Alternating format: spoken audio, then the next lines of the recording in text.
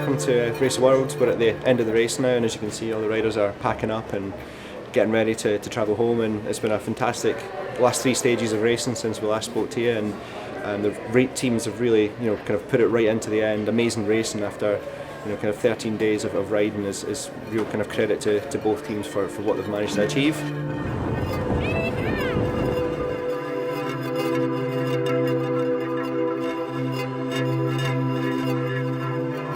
Since I last spoke to you, the stage 11 was a real kind of crunch moment for Team Deman. They really kind of came to the fore and put in what was probably one of the most perfect performances they've done. Tactics were spot on, the speed they were going at, they had the good legs, they had almost the tailwind behind them, it seemed, the whole way, and just every time you seen them they were flying, and real kind of perfect performance and really impressive to see from them.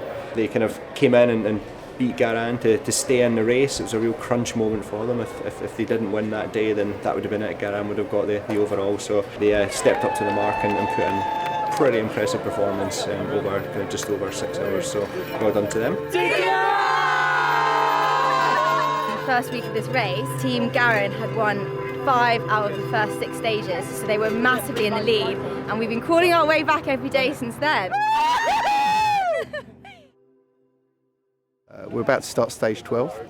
We're in Florida. We've got about a 40-mile rollout before we start a 100-mile full-on race. Our second last stage, stage 12, was always going to be the challenging stage, and it was made even more interesting by the fact that both teams had come level, and whoever won stage 12, the second last, was going to win the overall. So both teams set out hard, and you could tell that kind of the race was really on. The challenging part on the sand road really kind of brought to life what we hoped that Race the World was about. It's not just riding on the tarmac all the time, it's going and finding those out there locations. There was a lot of walking, a lot of running, a lot of falling off, a lot of trying to get through that sand, which was energy sapping right to the last pedal stroke as they came back onto the tarmac. And then from that point, Team Garan were about 4 minutes up, and they kind of made the catch around about mile 90, and from there they just kind of held steady towards the end. We've come home with the stage today. It's been pretty tough. The team manager's faith and confidence in us as individuals meant we delivered what we wanted to deliver.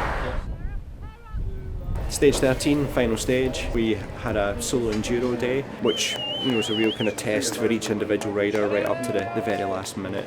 The stage worked out with a 19-mile ride in to the solo enduro start, and then the actual solo enduro itself was pan flat. 1 turn in 30 miles, straight lines the whole way. Really kind of tells you kind of what was involved and just how hard that stage was.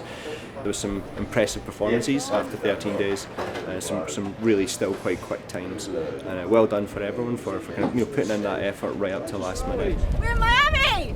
Woo! Woo! Final stop. We've raced across America from LA to Miami, 14 days, 13 stages, 2,700 kilometers, and we're super stoked to be here. In summary, I think it's fantastic what's been achieved by both teams.